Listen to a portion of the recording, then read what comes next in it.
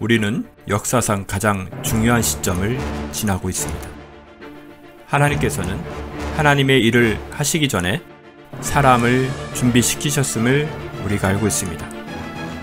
하나님 말씀은 마지막 때에 대추수, 대부흥의 때가 있다고 분명히 예언하고 있습니다. 아멘.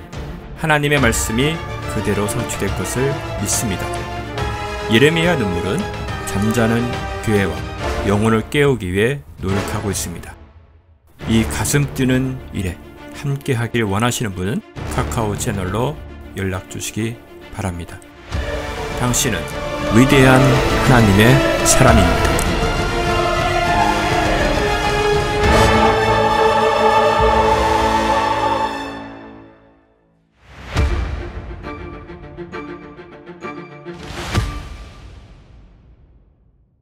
예언서가 주는 의도가 뭐냐, 예언서를 통해서 하나님 뭘 말하려고 하는 것이냐라고 묻는다면 앞으로 어떤 일이 일어날 것인지 알고 가라는 겁니다. 그래서 길을 밝혀주는 거죠. 지금 우리가 어디에 와 있고 앞으로 어떤 일이 일어날 것이며 최종 목적지가 어딘지를 그걸 알려주기 위한 것이 예언서가 가지고 있는 특징입니다. 그래서 성경 안에는 소선지서, 대선지서들이 대부분이 예언에 속하지만 그 예언 안에는 크게 두 가지 형태의 예언으로 나누어져 있는데 하나는 초림과 재림입니다. 매우 중요하죠. 초림과 재림입니다.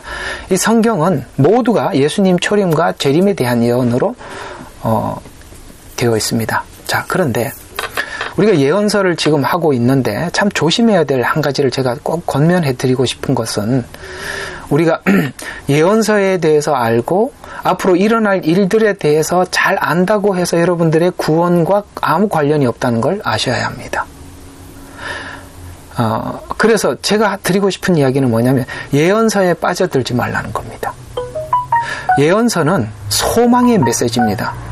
하나님께서 기획한 일들이 기획한 대로 이루어 가신다면 이 일은 하나님께서 역사를 주관하고 있다는 것 아니겠습니까? 그리고 예언된 일이 안 일어나면 이상하죠. 일어나야 하나님이 하나님이시죠. 그럼 우리는 만약에 하나님이 이렇게 예언을 해놓고 이루어지지 않으면 정말 우리의 믿음에 큰 의심이 생길 수밖에 없죠. 그러나 예언하신 대로 이루어가고 있죠. 그러나 최종 목적지 최후의 승리는 우리는 알고 가는 거지 않습니까? 그렇죠? 최후의 승리는 어디입니까? 새하늘과 새 땅, 주님께서 준비한 천국입니다. 거기가 우리가 가야 할 최종 목적지지 않습니까? 그러니 예언서 안에서 여러분들은 소망을 가지시고 이 예언서를 대해 주시고, 또 하나 예언서가 우리를 구원하지는 않습니다. 그래서 우리가 무엇보다 복음에 굳게 서야 합니다. 복음이란 바로 예수 그리스도만이 나의 구세주가 되는 것을 믿는 믿음이죠. 그건 교리서시는 로마서, 갈라디아서, 정말 이 교리서시는 너무너무 많아요. 그래서 이런 내용들 여러분 좀 많이 좀 정리를 하셔서 그랬으면 좋겠습니다. 혹시 제가 잘 모르겠습니다만 이전에 동영상을 올린 게 지금 몇 편이 올라가 있는데 제가 많이 지우긴 했어요.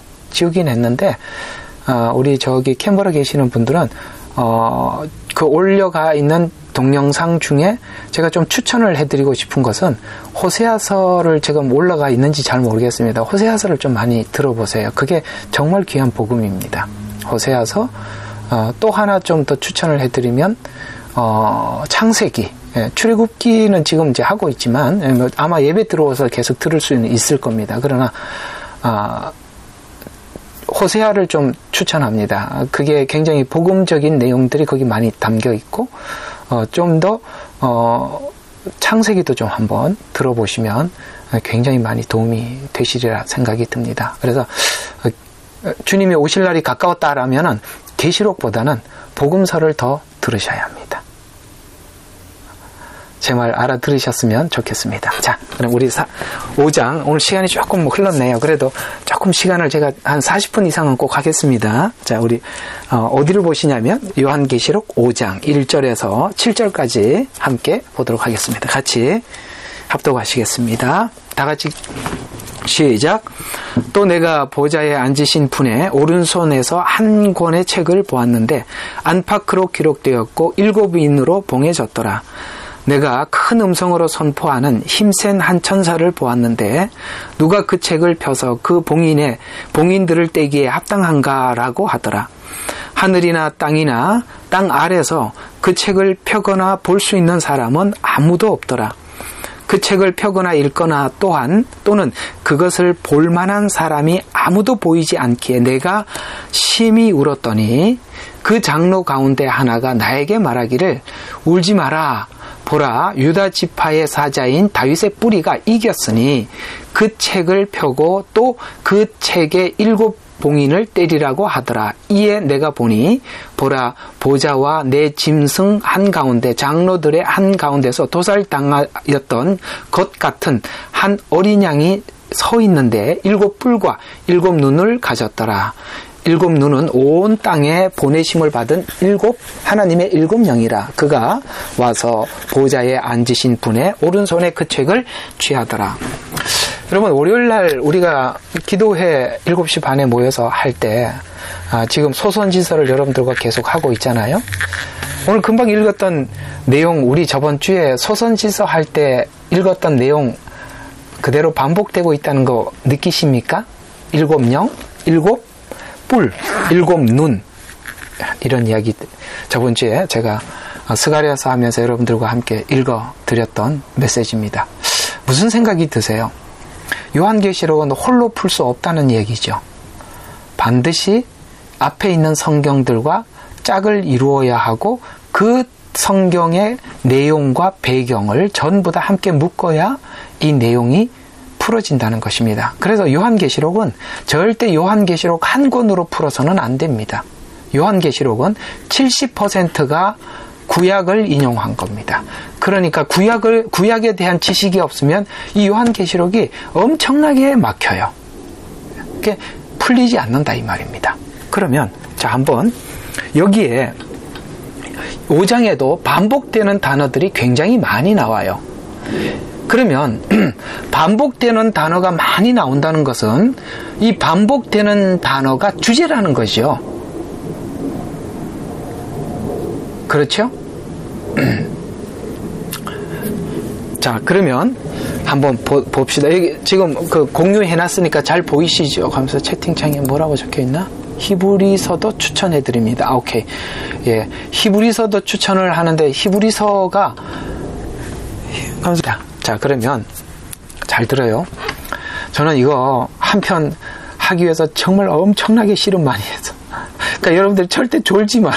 나는 너무 아까워, 졸면. 그러니까 아무도 졸지 말고 열심히 펜을 들고 적고 그렇게 하세요. 자, 4장에 보면 이런 말들이 굉장히 많이 반복돼서 나오는데요.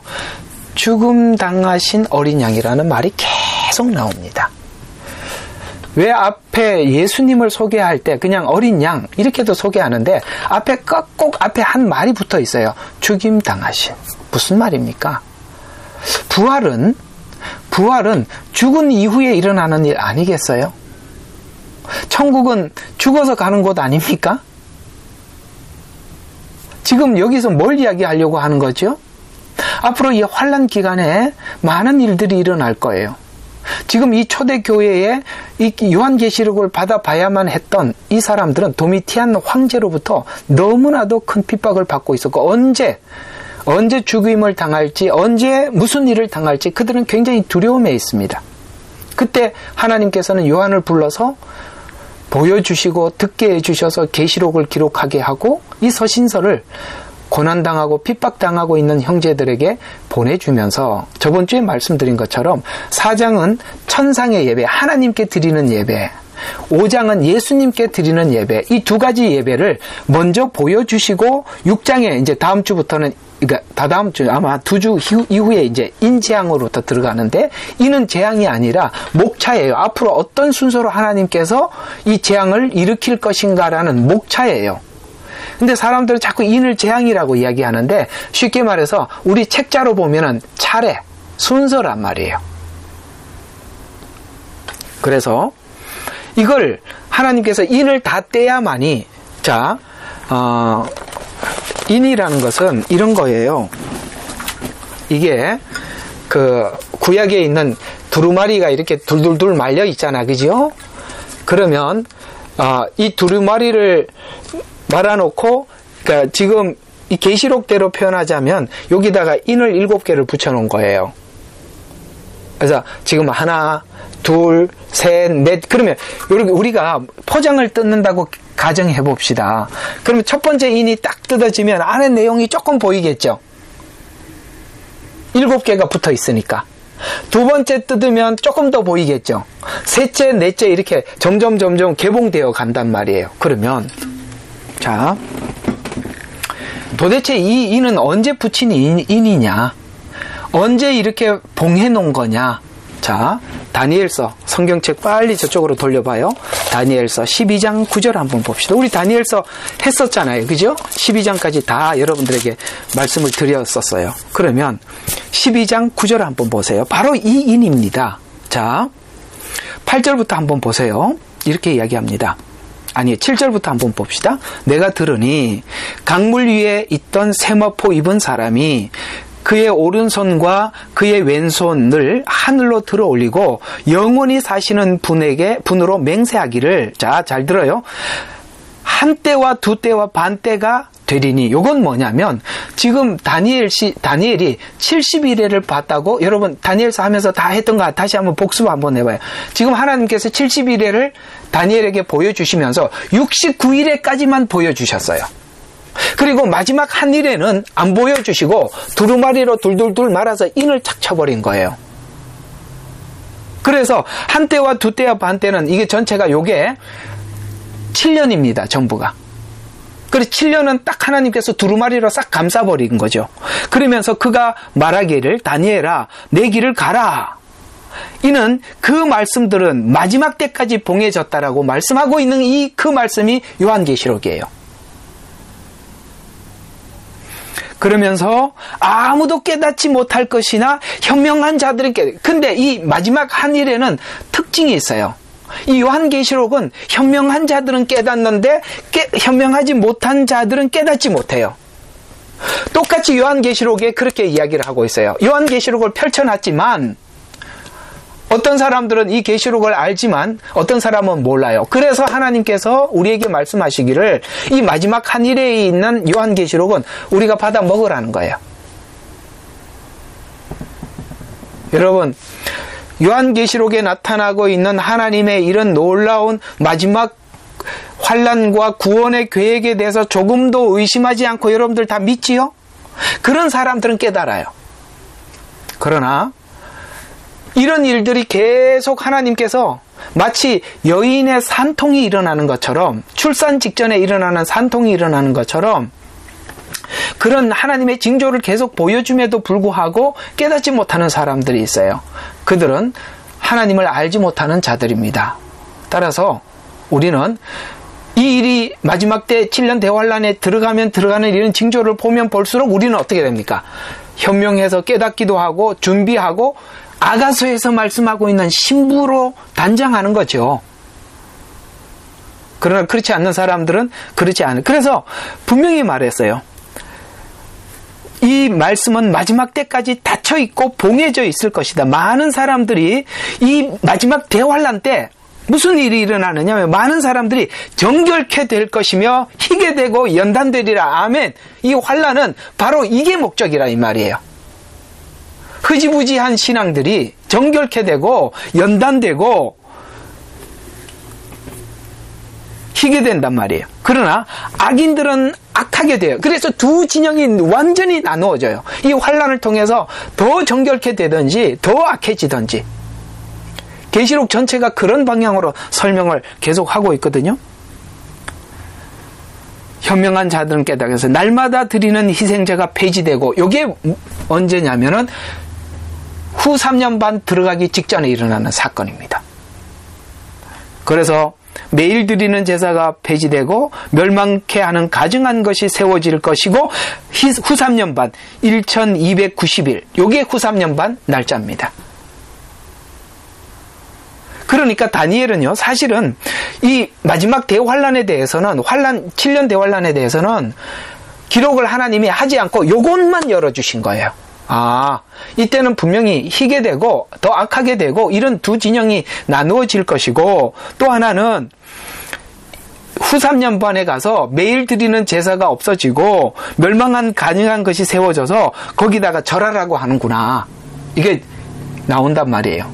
그렇게 되는구나. 요것만 하나님이 열어주시고 그 안에 무슨 내용인지 몰라서 그 몰랐던 내용을 다시, 자, 오늘 요한계시록 5장으로 다시 와보세요. 그렇게 봉해져 있는 거를 어떻게 하냐면, 한 권의 책을 보았는데 5장 1절, 안팎으로 기록되었고 7인이 봉해졌더라. 그러면서 2절에 보니까 그 봉인을 떼기에 합당한, 누가 그 책을 떼기에 합당한가? 하늘이나 땅에나 그 아래에 있는 사람에 볼 수 있는 사람은 아무도 없어요. 그리고 펴거나 읽거나 그것을 볼 사람이 아무도 없어. 그래서 요한이 심히 울었어요. 지금 이게 봉해진 거예요. 울었더니 하나님께서, 장로가 와서 유다 지파의 사자인 다윗의 뿌리가 이겼으니 그 책을 펴고 그 책의 7봉인을 때리라 라고 말씀하고 있는 유다 지파의 사자, 이게 앞으로 한 절 한 절 다 강의해 드릴게요.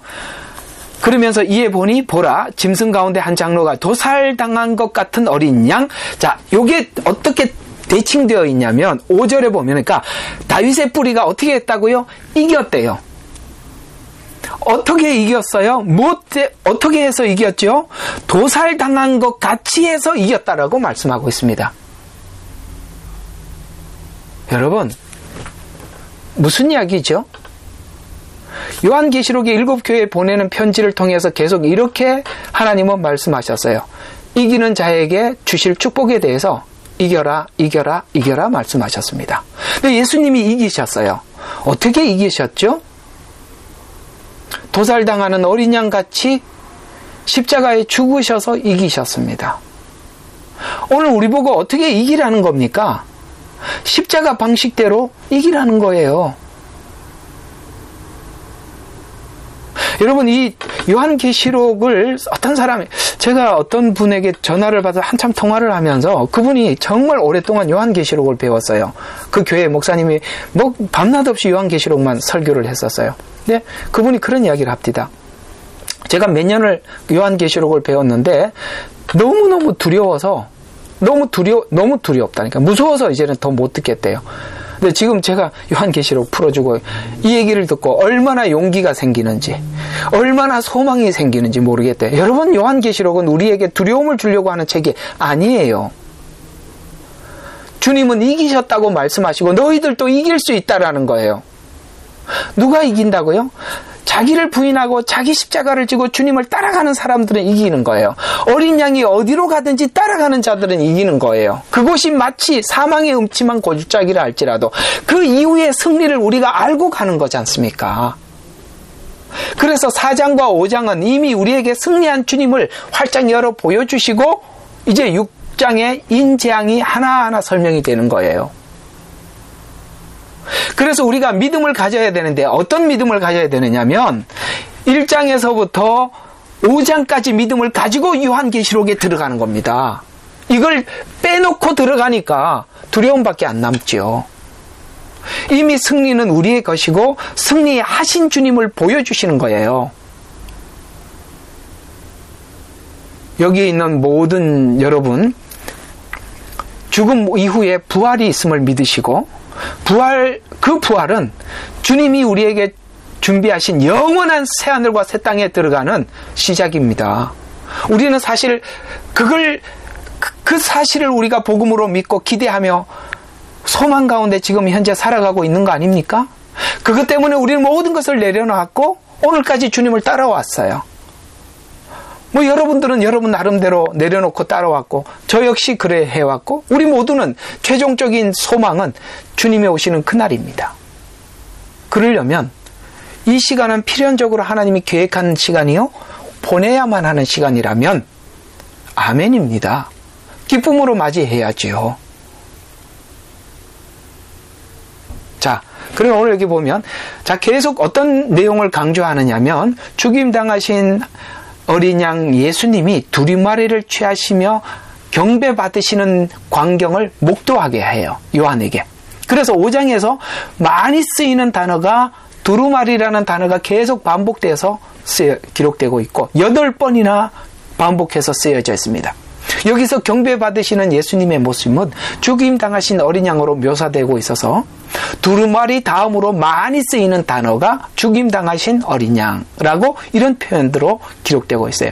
그러면 이 단어를 보면서 우리는 5장에서 하나님이 우리에게 뭘 말하려고 하는지 알 수 있는데, 자, 첫 번째는 6월절 어린 양이 되셔서 죽음 당하신 예수님께서 죽임을 당해서 구속 사역을 이루셨고, 맞지요? 초림이에요. 구속을 우리를 죽임 당하셔서 구속 사역을 이루셨어요. 그래서 그분이 다시 오실 때는 심판주로 오셔서 그 심판을 하시려면은 두루마리가 떼져야 된단 말이에요. 그래서 두루마리를 뗄 자격이 있는 분으로 우리에게 소개하고 있어요. 이 두 가지. 그래서 5장은 두 가지. 하나는 뭐예요? 그분이 죽음 당하셔서 구속 사역을 이루셨다. 두 번째는 그래서 그분은 심판의 자격이 있다. 그래서 인을 뗄 수 있는 겁니다. 그래서 계시를 통해 예수님에게 주셔서 요한에게 알게 하신 것처럼 본 장의 첫 이야기를 잘 묘사하고 있는데, 요한은 보좌에 앉으신 하나님으로부터 계시될 두루마리를 건네받는 예수님의 모습을 보았어요. 그리고 6장부터 두루마리 인을 떼므로써 공개되는 계시의 내용을 기록하는데, 이게 아까 말씀드린 다니엘이 마지막 69일에까지는 봤지만 마지막 한 일에 7년 그 기간에 일어날 일들을 말씀하고 있습니다. 자, 그러면 한 절 한 절 한번 보도록 하겠습니다. 자, 성경을 보세요. 자, 1절 한번 봅시다. 또 내가 보좌에 앉으신 한 분의 오른손에 한 권의 책을 보았는데 그는 안팎으로 기록되었고 7인으로 봉해졌더라. 이렇게 말씀하고 있습니다. 이건 마치 에스겔서 2장 9절과 10절에 말씀하시고 있는 그 내용과 두루마리 내용과 너무나도 흡사하죠. 여러분, 이 에스겔은 여러 가지 환상을 보게 됩니다. 근데 주된 환상이 뭐냐면 7년 대환란 때 유대인들이 회복될 환상을 많이 봅니다. 그리고 에스겔서에 많이 기록되어 있는 환상의 내용은 뭐냐면 천년 왕국 때 일어날 하나님의 영광을 많이 예언합니다. 그러면 이게 에스겔이 지금, 자, 보세요. 요한계시록은 이 내용을 전체적으로 쭉 풀어서 이야기하고 있지만 에스겔서가 우리가 요한계시록에서 자세히 설명하지 않는 부분들을 보충해주고 있는 거예요. 알아들으셨어요? 무진장 많이 공부하고 연구해서 이야기한 거니까 제발 좀 알아들어 주세요. 자, 아셨어요? 여기는 지금 이렇게 설명을 하고 있지만 여기에 우리가 자세히 설명되지 않는 부분들은 이런 스가랴서, 에스겔서에서 뒤에서 이렇게 받쳐줘 보충 설명을 다 해주고 있다 이 말이에요. 그래서 이 두루마리가 열리는 이 광경이 마치 에스겔서에 열렸던 광경과 같아요. 그래서 두루마리를 안팎으로 썼고 에스겔은 두루마리를 받아서 먹었어요. 똑같이 여기도 먹으라고 우리에게 말씀하고 있어요. 그러면서 이 두루마리를 전할 사명을 에스겔도 받고 요한도 받아요. 그래서 이 환상이 요한에게도 그대로 재현돼요. 이게 무슨 이야기입니까?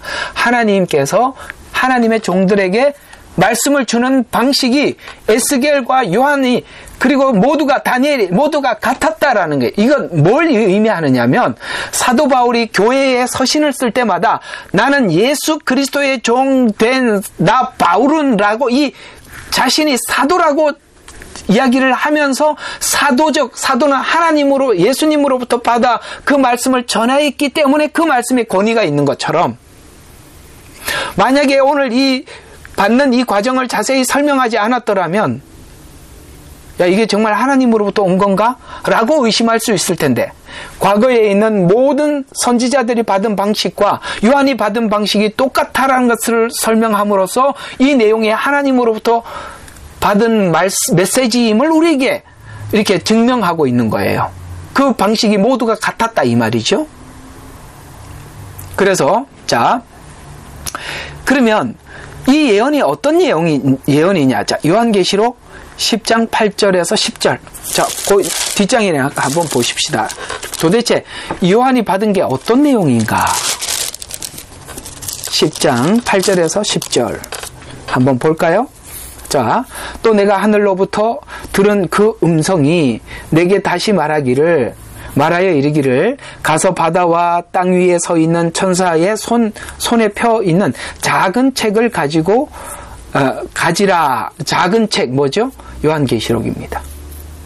이걸 가지래요. 그래서 내가 그 천사에게 가서 그에게 말하기를 그 작은 책을 내게 주소서 하였더니, 요한이 작은 책을 주소서 하였더니 그가 나에게 말하기를 집어서 먹어버리라. 내 배에서는 쓰겠지만 내 입에는 꿀처럼 달 것이라 하더라. 그리하여 내가 천사의 손에서 그 작은 책을 지금 작은 책 계속 이게 뭐냐면 요한계시록이에요. 가져다가 먹으니 내 입에는 꿀처럼 다나 먹고 나니 내 배에서는 쓰더라 라고 하는 이 작은 책 요한계시록이 어떤 책이냐. 7절 후반절을 보세요.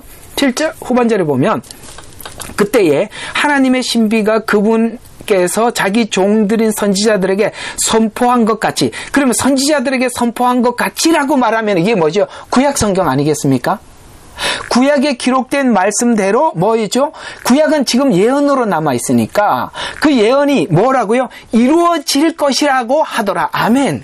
그러면 구약 선지자들이 예언한 내용이 앞으로 종말에 요한계시록 때 일어날 이 내용들을 도대체 선지자들은 어떤 식으로 표현했냐면, 자, 잘 들어봐요. 이렇게 표현했어요. 계속 선지자들이 이런 말을 해요. 그날, 여호와의 날, 큰 날, 크고 두려운 날, 이런 식으로 설명했다 이 말이에요. 선지서들을 계속 읽다가 보면 거의 끝에 와서 하나님께서 예언을 하실 때 그날, 큰 날, 크고 두려운 날, 그걸 히브리어로 하욤이라고 하는 거예요. 어떤 날? 반드시 올 날이라 이 말이에요.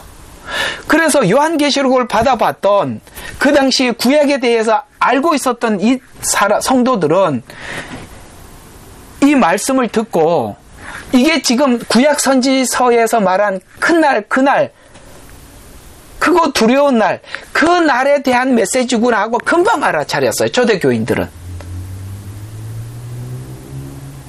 따라서 제가 지금 여러분들에게 계속 하는 이야기는 뭐냐면, 이건 우연히 계획된 게 아니라 이미 구약에 있는 선지자들 통해서 수도 없이 예언했던 그 시간이 여기에 왔을 뿐이다. 사실 우리에게 놀라운 것은 뭐냐면, 지금 여러분과 제가 놀라운 거는 그 시간에 살고 있다는 게 놀라운 거죠. 그 시간에 살고 있기 때문에 요한계시록에 관심이 가고 요한계시록에서 말씀하고 있는 일들이 막 주변에서 일어나고 있는 것을 그래서 우리가 눈으로 볼 수 있는 거예요. 왜? 그 시간에 살고 있기 때문에. 근데 제가 한 가지 여러분들에게 소망을 드리면, 그 시간에 살고 있기 때문에 여기에 있는 신실한 신부들은 주님 오시기 전에 휴거할 수 있는 자들입니다. 더 큰 소망 아니에요? 나는 하나님께서 말씀하신 대로 이 예언이 이루어진 것에 대해서 가슴 벅차지 않아요? 하나님 살아계시는구나. 그 일을 말씀만 하신 게 아니라 실제 행하시는구나. 하나님이 하고 있어. 얼마나 놀라운 일이에요. 하나님이 하고 계시잖아요. 그래서 여기에 있는 이루어질 예언, 그 다음에 작은 책 계시록, 먹은 자 입에는 꿀 같으나 배에는 쓰다. 딱 들으면 와 그렇구나 하지만 실제 실천하려면 쓰다 이 말이에요. 다시 예언해야 하리니, 이 다시 예언은 뭐냐면, 정말 중요한 건 이 다시 예언이에요. 다시 예언. 사실 중간기에, 그러니까 이스라엘이 독립하기 이전에도 요한계시록은 많은 사람들이 해석을 하려고 애를 많이 썼습니다. 그러나 요한계시록만큼은 그 시간이 와야 정확하게 풀어져요. 그래서 우리가 요한계시록에 있는 내용을 먹고 기다린 사람들은, 사실 우리 백고무신 아까 이야기했는데, 그 백고무신이라고 어떤 분이 아주 열심히 이야기했어요. 그 백고무신이 딱 왔을 때 딱 알아차릴 수 있는 사람들은 사실 이 내용을 먹고 기다린 사람들이었어요. 그렇지 않은 사람들은 이게 그냥 그게 뭐 보통 일어나는 하나의 유행적인 어떤 전염병 하나에 불과하다라고 생각을 했기 때문에 그걸 받아들인 거고, 그걸 먹고 알고 있었던 사람들은 앞으로 마지막 때 종말에 이런 일이 일어난다고 했는데 언제쯤 오나 하고 살피고 있다가 보니까 우리가 그 시간이 왔을 때 탁 캐치할 수 있었던 거죠. 그 차이예요. 그래서 우리 요한계시록은요, 먹은 자만 알고 있습니다. 알고 있어야 되죠. 왜요? 예언은 가는 길이니까. 길은 알고 가야 될 거 아니겠습니까? 그래서 이 뜻은 다시 예언해야 된다는 말은 바로 다니엘서에서 한일에가 설명하지 않고 닫아놨잖아요. 그게 이제 연속적으로 이어져 간다는 게, 다시 예언해야 한다. 예, 곧 연속성을 의미한다는 의미. 연속성. 여기 포인트는 연속성입니다. 다시 예언. 오케이? 자, 그 다음 2절. 내가 큰 음성으로 선포하는 힘센 한 천사를 보았는데 누가 그 책을 펴며 그 봉인을 떼기에 합당한가 하더라. 자, 고대의 두루마리는 풀기 전에 내용을 볼 수가 없었어요. 지금은 이제 전자로 나오니까 비밀번호로 들어가야 되듯이, 그 당시에는 이 납이나 납 혹은 진흙 같은 걸로 이렇게 그 두루마리 끝에다가 봉인을 하고 직인을 찍었어요. 그게 어디 유튜브에 누가 하나 좀 찾아갖고 올려줬으면 좋겠습니다. 그래서 그걸 뜯어버리면, 그거는 이제 누구만이 이거 뜯을 수 있다라고 이렇게 자격을 부여했었어요. 그게 지금 요한이 환상을 보니까 하늘에 두루마리 이렇게 딱 묶여 있는 거예요. 그래서 이거 누가 뜯기에 합당한가 하고 이렇게 물었어요. 그래서 인봉된 두루마리를 풀기 위해서는 지인이, 그걸 한 사람이, 지목한 사람만이 이 인을 뗄 수 있는 자격을 가지고 있었어요. 그래서 하나님은 오른손에 있는 두루마리를 받아서 두루마리를 떼고 보기에 합당한 자를 지목했고, 그 두루마리를 실행할 자라고 바로 예수님을 지목하면서, 그분은 왜 그게 가능하신 분이냐면 우리를 구원하시고 심판할 자격을 가진 분이 예수님만이 이 권세를 가지고 있다고 마태복음 28장 18절, 요한복음 5장 22절 27절, 이게 성경 구절 다 찾으려면 너무 많으니까 제가 요거는 여러분들에게 다 이렇게 쭉 해갖고 여러분들 다 이 내용 그대로 다 보내드릴 테니까 나중에 성경 구절 한번 찾아보세요.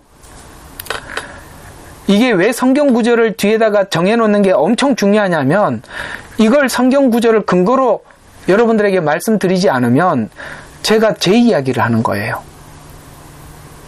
성경 구절을 반드시 근거를 대야 되는 거예요. 자, 그래서 예수님이 권세를 가질 수 있던 것은 그분이 죽임을 당하셨기 때문이에요.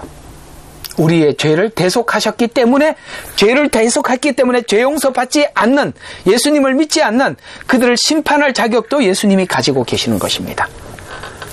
골로새서 2장 15절 한 절만 한번 함께 그 자격에 대해서 어떻게 설명하고 있는지, 골로새서 2장 15절, 요거는 하나 찾아보고, 여기 까만 걸로 이렇게 해놓은 거는 여러분이 찾아보시고, 빨간 걸로 해놓은 거는 제가 여러분들과 꼭 한번 요거는 찾아봐야 되겠다 싶어서 해놓은 겁니다. 2장 15절, 바로 그 권세에 대해서 이렇게 설명하고 있습니다.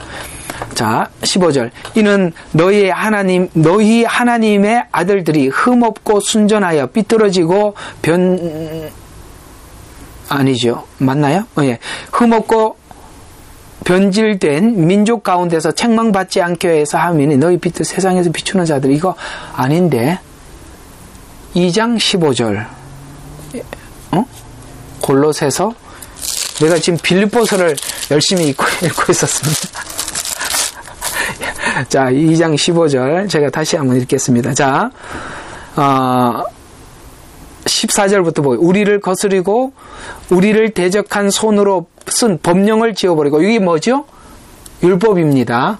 법령을 지워버리고, 이런 것들이 여러분들 굉장히 난해한 구절이 될 수 있으니까 이렇게 내가 주석을 탁탁 달아줄 때는 옆에다 꼭 적어 놓으세요. 이런 게 안 풀리고 막혀버리면 이 내용이 앞뒤가 풀리질 않아요. 자, 대적 손으로 쓴 법령을 지워버리고 율법을 다 이루셨다 이 말입니다. 또 그것을 십자가에 못 박아 없애셨으며 정사와 권세를 벗겨, 정사와 권세 뭡니까? 악의 권세를 이겼다는 겁니다. 율법을 지켜 더 이상 고발을 하지 못하게 만들었다는 거예요. 하나님께 욥기에서 했지요. 고발하는 자 사단. 예수님은 십자가에서 다 이루셨다. 뭘 이루셨다는 겁니까? 우리가 지킬 수 없는 율법을 다 이루셔서 더 이상 이 악한 자들이 하나님께 우리의 죄를 고발할 수 없게 만들었다 이 말이에요. 그래서 정사와 권세를 벗겨 그것을 공개적으로 나타내시고 십자가로 그것을 이기셨으니 뭐 여기 음식, 거룩한 날, 세 달 이건 다 율법에 나오는 이야기들이에요. 자, 왜 예수님은 우리를 심판할 자격이 있으시다고요? 우리를 죄에서 구원하셨기 때문에 구원받지 못하고 심판받아야 할 자들을 심판할 자격을 예수님이 가지고 계셨기 때문에 이 7 두루마리를 뗄 자격이 있는 자로 우리에게 소개되고 있다 이 말이에요. 알아들으셨죠? 알아들으셔야 다음 나갈 수 있습니다. 그래서 계시록은 예수님이 그 자격을 가지신 분이라고 설명하기 위해 계속 이런 말, 이 말을 계속 반복해요. 두루마리라는 말을 8번이나 하고 죽임당한 어린 양을 5번 말하고 그 어린 양이 죽임당했다고 3번 말해요. 그렇게 이기셨다 이 말이에요. 그래서 뗄 자격이 있다는 거예요. 지금 우리에게 뭘 암시하고 있지요? 우리도 그렇게 각오하라는 얘기예요.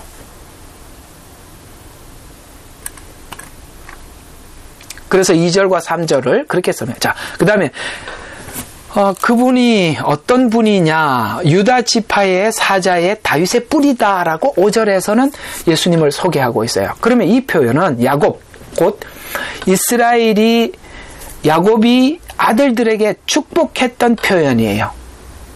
그러면 유다에게 어떤 축복을 내렸는지 창세기 49장 8절과 10절 제가 간략하게 이렇게 표현했습니다. 여기에 49장 8절과 10절에 야곱이 유다에게 손을 얹고 이렇게 기도했었어요. 내 형제들이 찬양할지라. 무슨 말이냐면 유다에게 그 형제들이, 이스라엘 모든 형제들이 유다를 찬양할지라. 왜냐하면 그는 사자 새끼로다. 이 여기서 말하는 사장은 왕으로 오실 예수 그리스도를 상징하는 겁니다. 그러면서 홀이라는 것은 권세를 얘기하기를, 왕이 가지고 있는 지휘봉, 홀이에요. 그래서 홀이 유다에게서 떠나지 않을 것이다 라고 야곱이 유다에게 축복 기도를 했는데, 이 기도가 그 다음에 어떻게 가느냐면 유다의 언약이 유다 지파와 함께 그 다음 유다에게 축복했던 축복이 역대상 17장 14절에 보면 왕국이 영원히 정착하리니. 자, 보세요. 유다 지파에서 메시아가 날 것을 야곱이 축복 기도했고, 그 중간에 다윗에게 하나님께서 그 야곱이 유다에게 했던 축복을 이어서 이렇게 설명하고, 역대상 17장 14절에 보면 왕국이 영원히 정착하리니 보좌가 영원히 견고하리라. 무슨 말이죠? 여기에 지금 야곱이 유다에게 했던 그 축복이 다윗에게 어떻게 표현되고 있냐면 왕국이 영원히 정착한대. 영원으로 갔습니다. 그러면 천국은 영원한 하나님 나라죠. 우리가 지금 들어갈 곳은 영원히 들어가서 살 하나님의 나라죠. 예언이 점진적으로 확대되는 겁니다. 영원으로.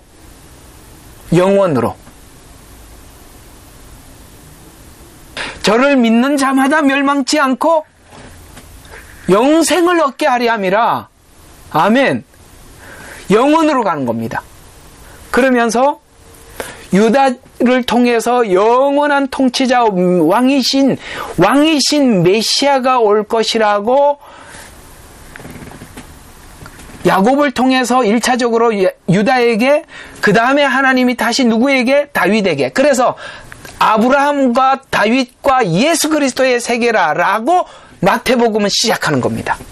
아브라함에게 약속했던 거, 그 다음에 아브라함과 다윗과 예수 그리스도의 세계라, 이렇게 말씀하고, 그런데 이 나라가 어떻게 합니까? 영원히 견고하리라, 정착하리라 말씀하고 있습니다. 유다를 통해서 영원한 통치자인 메시아가 올 것이라고 예언적으로 말해주고 있어요. 그래서 마태복음 1장 이제 아브라함과 다윗의 아들 예수 그리스도라고 선언했던 것처럼 예수님이 메시아임을 선포하고 있고 이사야에게 예언했어요. 자, 그러면 요거는 어떤 내용이냐면은 마태복음 22장 41절부터 46절까지 이런 내용이거든요.